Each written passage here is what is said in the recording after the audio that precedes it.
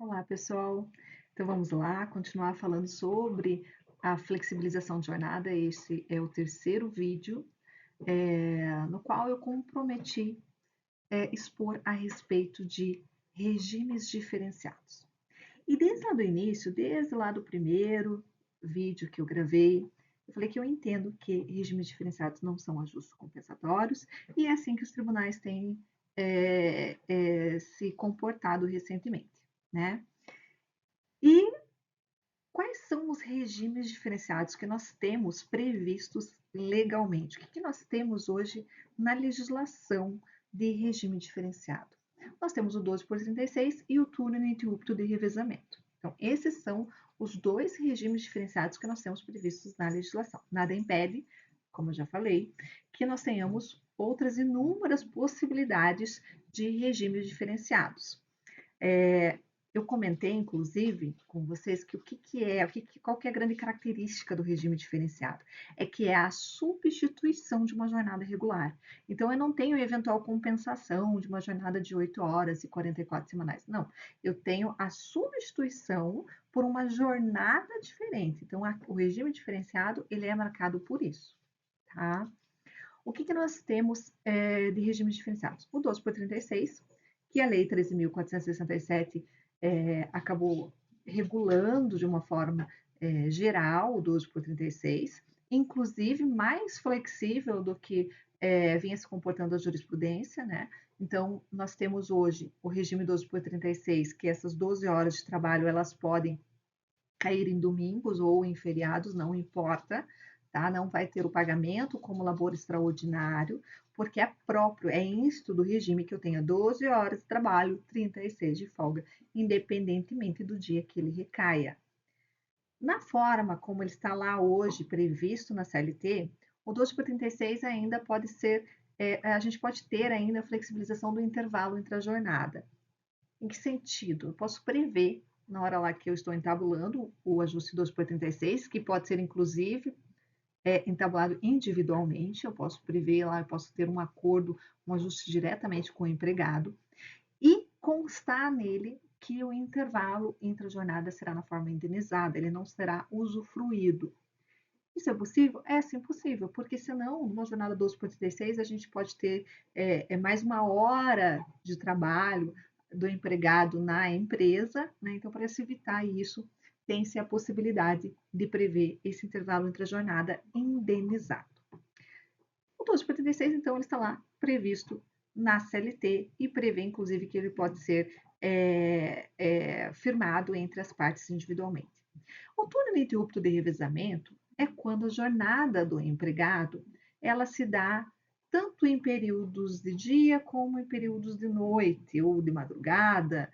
Não há uma previsibilidade do período, do turno que serão prestadas as atividades. Tá? Pode até ter uma certa regularidade, isso não desnatura o turno ininterrupto de revezamento. No turno ininterrupto de revezamento, o que a gente tem, não precisa ser algo regular, mas a gente tem jornadas tanto em períodos do dia como em períodos da noite. Veja como isso é ruim. Né? O empregado ele não tem nenhuma previsão de quando que ele poderá será trabalhado, por exemplo, num determinado mês, se ele terá jornada só no período do dia ou só no período da noite, ele não tem isso previamente estipulado. E ainda que eu tenha, veja como é ruim para o sistema físico dele, fisiológico, né? Porque o organismo, num determinado momento, está acostumado a dormir à noite, e de repente ele tem que dormir de dia, tem que sofrer toda uma adaptação, e essa adaptação é abrupta. Então, é um sistema prejudicial ao empregado. Em decorrência disso, prevê-se que a jornada em turno ininterrupto de revezamento é de 6 horas diárias, salvo se houver previsão diversa em negociação coletiva.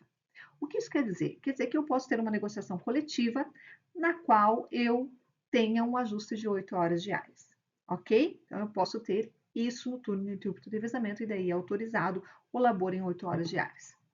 Beleza, daí, tranquilinho. Esses são os dois regimes diferenciados que a gente tem hoje previstos, mas a gente pode ter inúmeras outras possibilidades. A gente pode ter 5 por 1, a gente pode ter 6 por 2, pode ter 12 por 24, 24 por 48, enfim, inúmeras possibilidades.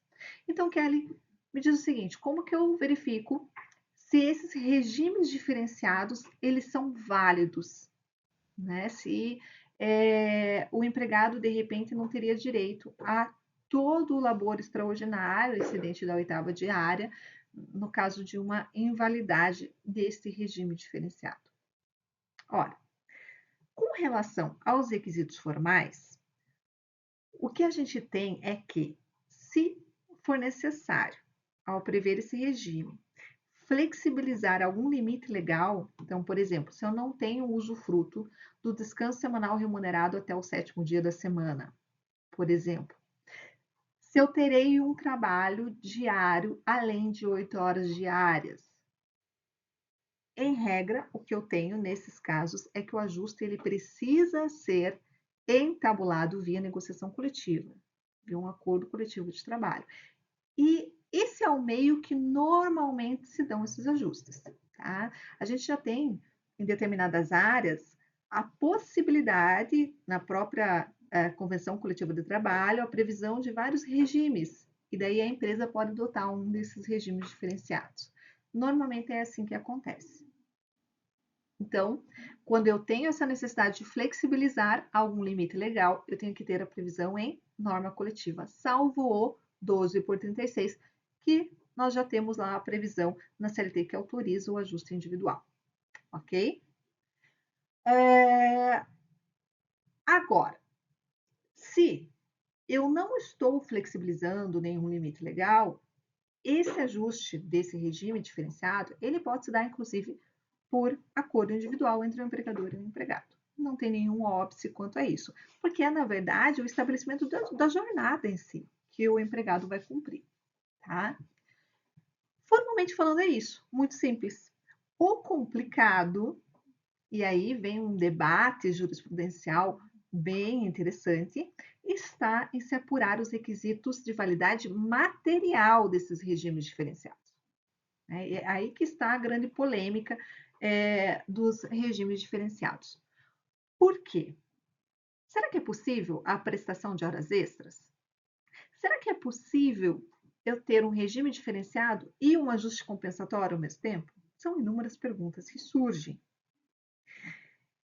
O que nós precisamos ter em mente? Primeiro, o regime diferenciado precisa ser cumprido. Eu não posso ter labor de forma a desconfigurá-lo, tá? Então, por exemplo, se eu tenho regime 12 por 36, eu preciso que seja mantida essa regularidade de 12 horas de trabalho, 36 de folga.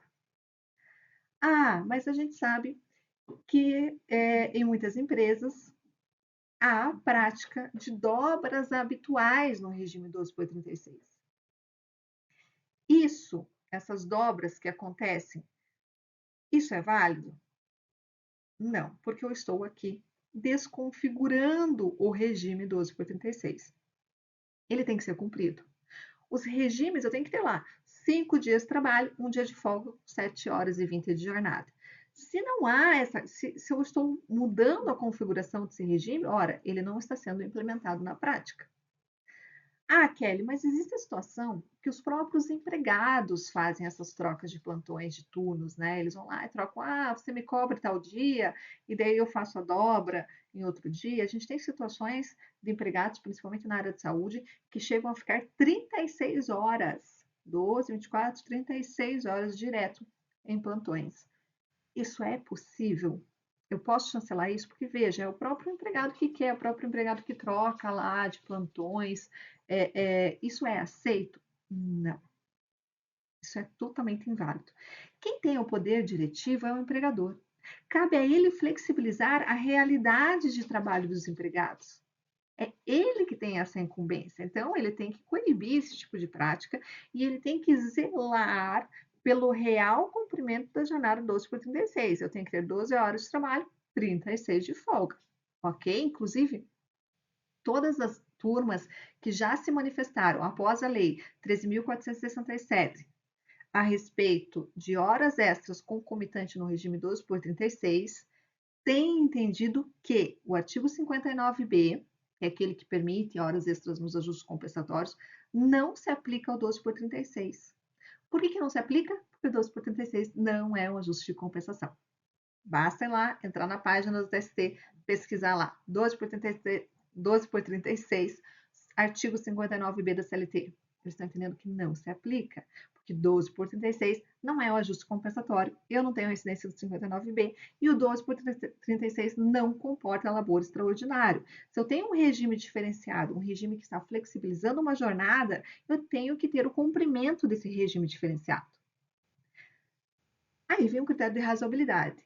Existe, por exemplo, uma situação que é a troca de turno entre os vigilantes, que pode dar uma diferença ali de 15 minutos, e aí tudo bem, não vai invalidar todo o sistema. Na verdade, esses minutos têm que ser pagos como jornada extraordinária. O que eu não posso ter é uma desconfiguração do regime diferenciado. Ele tem que ser implementado na prática. Então, se eu tenho lá bônus dias de folga, eu estou desconfigurando o regime diferenciado. Então, ele é inválido. Esta é a regra geral para verificar a validade ou a invalidade material do regime diferenciado. Não existe, gente, 15 minutos de horas extras, labor em dia de folga, não existem regras fixas no regime diferenciado. Depende do regime que está sendo adotado. Eu tenho um regime diferenciado que o descanso semanal remunerado, ele não é exatamente no 7º dia, né? Existe lá uma flexibilização. Como que ele é? Vamos imaginar que eu tenha ele uma semana na 8ª, outra semana na 5ª, outra semana no 6º dia. Existe um regime próprio que prevê isso. Ora, então nesses dias que estão previstos de folga, tem que ter a folga. Senão, ele é considerado materialmente inválido. Ele não pode ser validado pelo judiciário, tá? Agora, vem uma grande polêmica atual. Eu cheguei no grande ponto atual, que é o seguinte: desde que o STF decidiu pelo tema 1046, o que é isso? Ele chancelou as negociações coletivas, que flexibilizam direitos trabalhistas e não prevêem necessariamente uma cláusula compensatória a essa flexibilização. Ele disse, ok, é possível negociação coletiva, e desde que esses direitos não sejam indisponíveis, ok? 1046. A partir daí, né, a impressão que você tem é que você abriu a porteira, posso negociar qualquer coisa. E o que a gente tem visto é o seguinte, ajustes de banco de horas, junto com o 12 por 36. Então, eu tenho regime 12 por 36 e o que exceder 12 horas iria ser computado, então, num banco de horas. É possível isso?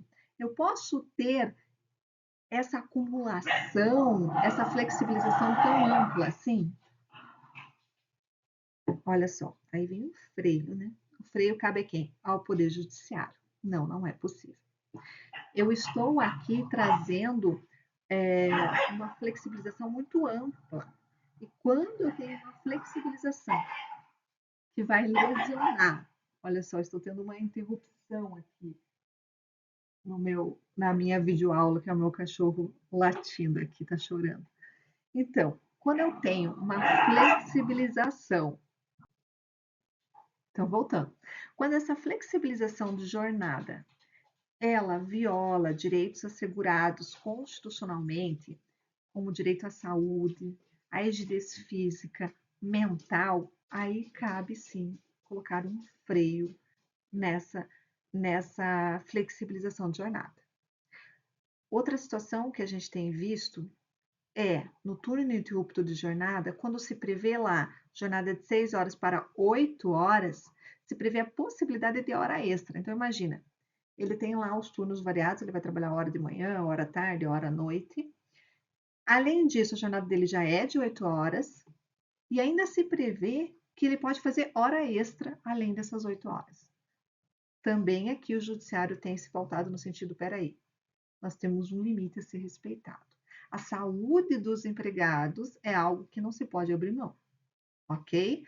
Então, mesmo com o tema 1046, nós temos tido esse freio. Existe um limite a ser autorizado aí, ok? E cabe também ao advogado sustentar isso, né, e pleitear que não é bem assim.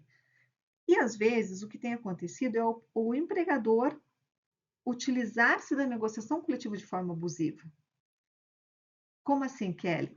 Eu tenho lá uma cláusula prevendo a autorização do 12 por 36 e eu tenho uma outra cláusula prevendo a autorização do banco de horas. O que o empregador entende? O empregador entende o seguinte: olha, eu posso utilizar o 12 por 36 como banco de horas, mas não é bem assim que a negociação coletiva firmou. Ela autorizou a adoção do 12 por 36 ou do banco de horas, embora não conste isso expressamente, mas são cláusulas distintas, são possibilidades distintas para o empregador. Né? E ele acaba adotando isso de forma abusiva, conjugando essas cláusulas normativas. É um freio que também tem se colocado na jurisprudência.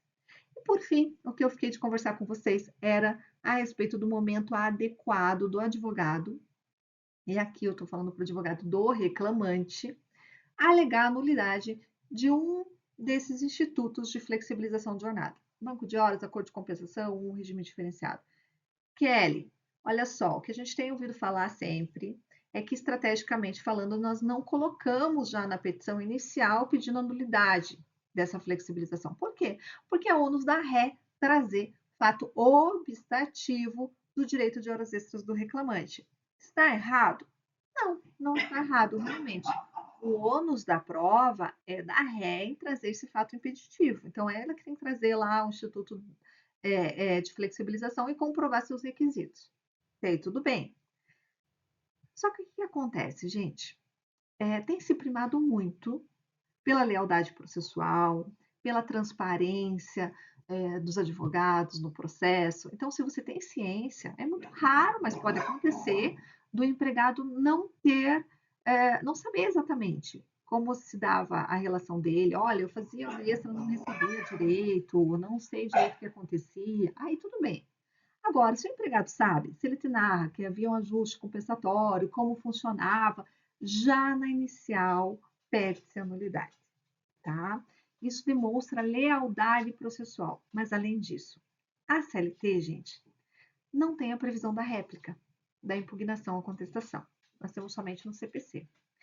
E o que acontece? Muitos juízes entendem que ela não é aplicável ao processo do trabalho. Então, quando a ré apresenta a contestação, muitos juízes têm aberto a oportunidade apenas e tão somente de se impugnar os documentos e não a contestação. E aí já aconteceu o caso, por exemplo, que havia um ajuste compensatório tácito. Eu não tinha um documento, a ré não tinha um documento lá a respeito de ajuste compensatório. E daí a defesa do reclamante ficou capenga, né?